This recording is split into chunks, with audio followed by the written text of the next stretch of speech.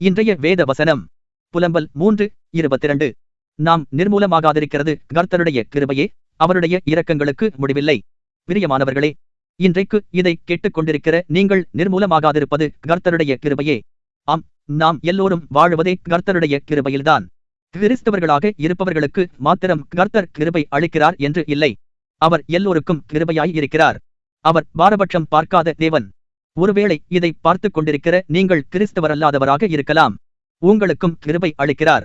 எப்படியென்றால், அவர் உங்களோடு இருந்து நீங்கள் நிர்மூலமாகாதபடிக்கு உங்களை காத்து தம்முடைய அன்பை உங்களுக்கு வெளிப்படுத்துகிறார். இதுவரை நீங்கள் பல தடைகளை, சவால்களை, ஆபத்துகளை தாண்டியிருக்கலாம். அதெல்லாம் அதிர்ஷ்டவசம் என்றில்லை. கர்த்தருடைய கரமும் அவரின் கிருபையும் உங்களோடு இருக்கிறது.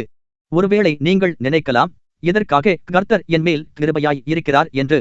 தம்முடைய அன்பை உங்களுக்கு வெளிப்படுத்தி அவரே தேவன் என்று நீங்கள் அறிந்து கொள்ளும்படி செய்கிறார்.